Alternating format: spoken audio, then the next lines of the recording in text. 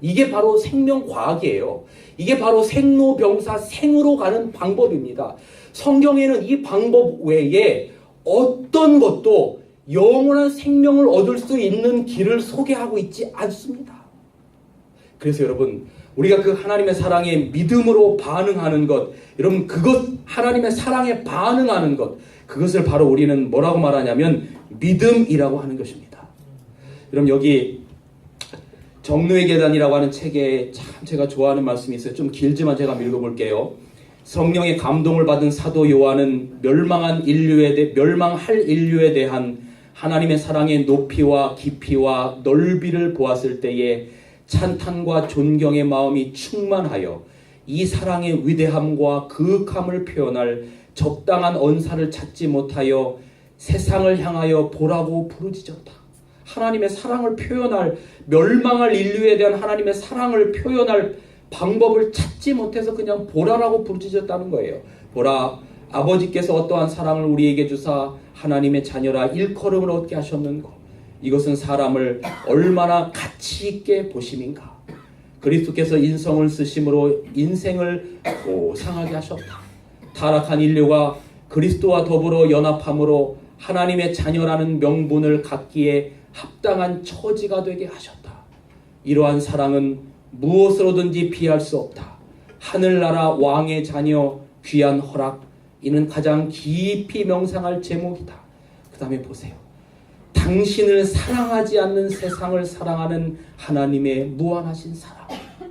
그러니까 하나님이 세상을 이처럼 사랑할 때 그 세상은 당신을 사랑하지 않고 채찍질하고 뺨 때리고 침 뱉는 그 세상을 사랑하는 하나님의 무한한 사랑. 이러한 사랑은 우리의 심령을 부드럽게 하며 우리의 마음을 사로잡아 하나님의 뜻에 순종케 한다. 우리가 하나님의 품성을 십자가에 비추어서 연구할수록 그의 자비와 온유와 공평과 의로 섞인 사유를 깨닫게 되는 것이다. 그 다음에 같이 읽어볼까요? 마침내 우리는, 시작! 마침내 우리는 거기서 영원한 생명을 발견한다. 여러분, 이성이 사랑에 반응할 때 생명이 발생하는 것처럼 여러분 반응하지 않으면 죽은 거예요. 여러분, 사람이 죽었느냐 살았느냐 의사들이 뭐를 가장 먼저 열어봅니까? 이게 눈 작아서 열리지도 않네. 이 눈을 열어보고 거기다가 빛을 비춥니다. 그래서 그 동공이 반응을 하느냐 안 하느냐에 따라서 죽었는지 살았는지를 구분합니다.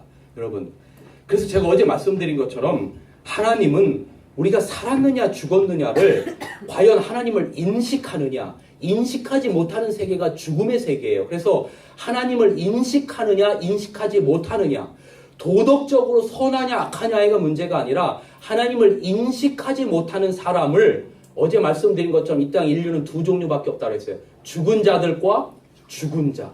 인식하지 못하는 자는 결국은 죽은 자입니다.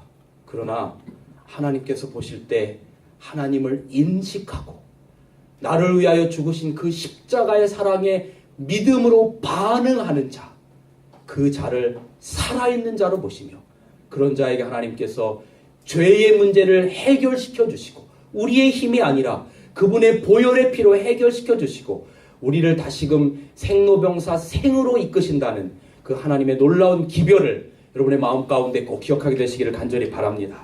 아멘.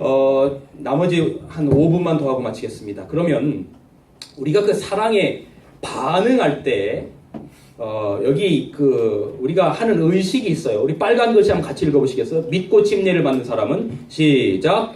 믿고 침례를 받는 사람은 구원을 얻을 것이요 믿지 않는 사람은 정죄를 받으리라. 그러니까 이 정죄를 받으리라라고 하는 것은 당연한 거예요. 죄인이니까 정죄를 받는 거예요. 믿지 않으면 그냥 죄인인 거죠. 그런데 믿으면 뭐라고요? 구원을 얻을 것이라 그랬어요. 그래서 우리가 받는 게 물의 침례입니다. 예수 그리스도를 내가 영접하면 그리스도를 영접했다라고 하는 징표로 물에 잠그는 침례를 받습니다. 그래서 내가 물속에서 장사 지내고 새로운 사람으로 부활한다라고 하는 그런 영적인 예식입니다. 이 침례는 제가 어제 말씀드린 것처럼 물의 침례는 자격이 바뀌는 거예요. 사단의 백성에서 하나님의 백성으로 자격이 바뀌는 것입니다. 도덕적으로 침례를 받아서 완전하게 된다는 의미가 아니에요. 근데 제가 성경 공부를 시키다 보면 이렇게 말하는 분이 있어요. 목사님, 제가 조금 더 성경을 더 알고 지금은 뭐도 부족하고 뭐도 부족해서 아직 침례를 받지 못합니다.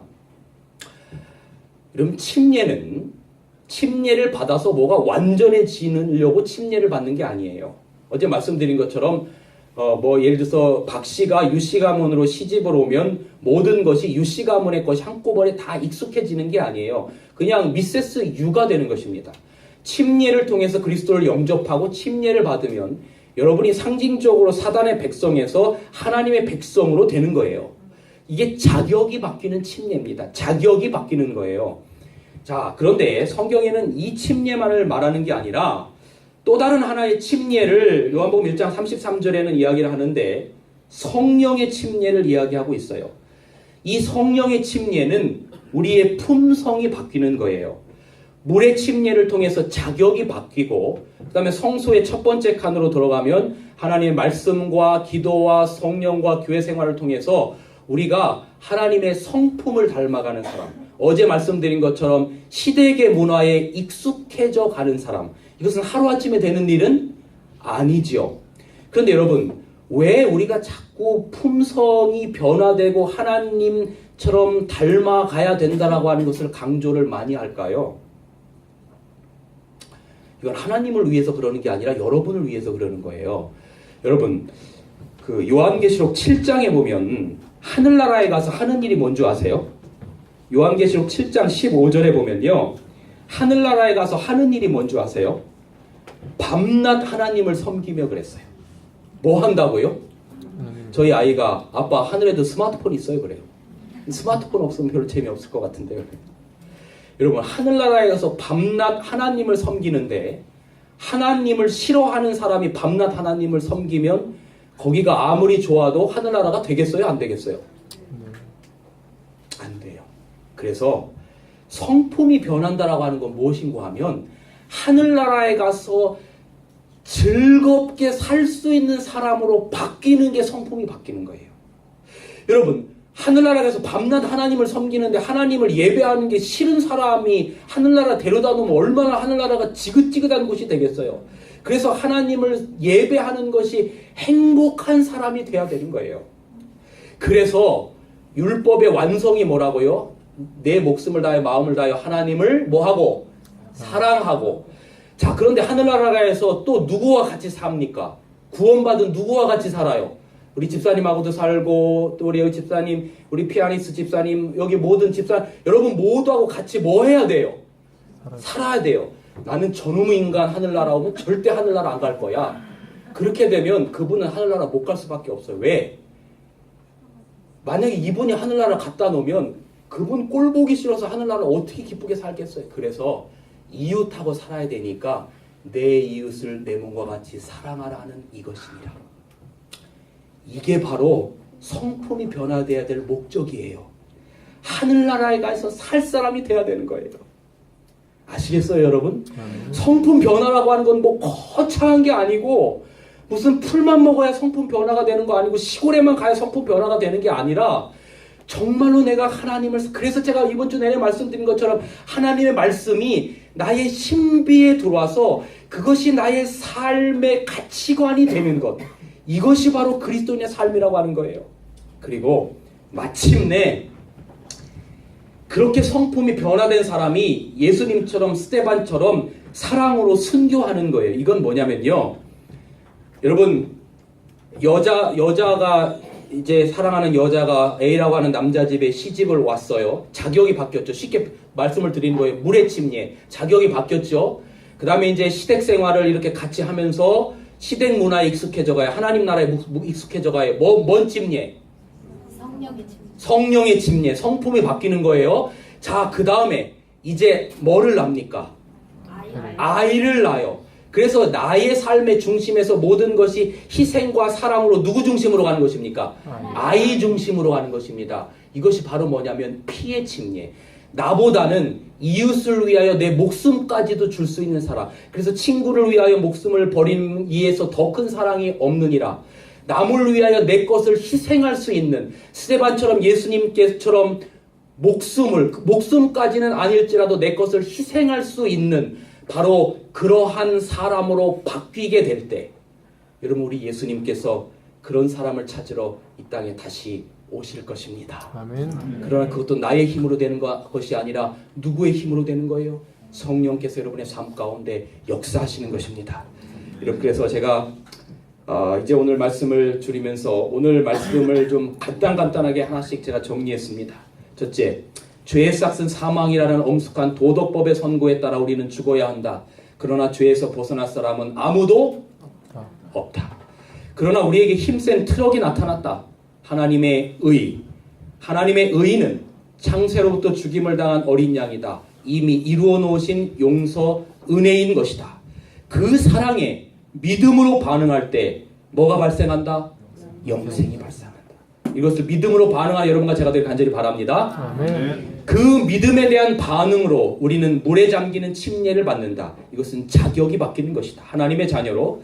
그리고 말씀과 기도와 성령의 역사 가운데 품성이 주님 닮게 되는 하늘에 살 만한 사람으로 된다. 마침내 피의 침례 스데반처럼 예수님처럼 남을 위해 사랑의 종이 된다. 그런 자를 데리러 주님은 이 땅에 오실 것이다. 아멘. 이것이 바로 생로병사 생으로 가는 성경 이 세상에 어디에서도 말하지 않는 유일한 하나의 방법입니다. 우리가 이것을 믿음으로 이 땅에서 영원한 생명을 소유하고 살아가시는 우리 모든 광주지구의 3040 여러분 되시길 간절히 바랍니다. 아멘. 기도하겠습니다. 고마우신 하나님, 우리가 죄의 세상 가운데서 결국은 나고 늙고 아프고 죽을 수밖에 없는 삶 속에서 다시금 영원한 생명의 길을 예수님 십자가의 죽으심으로 말미암아 열어주셔서 감사합니다. 아멘. 그 이미 이루어 놓으신 용서 은혜를 우리의 것으로 믿음으로 반응하며 살아가게 하여 주시옵소서. 아멘. 예수님의 이름으로 간절히 기도합니다. 아멘.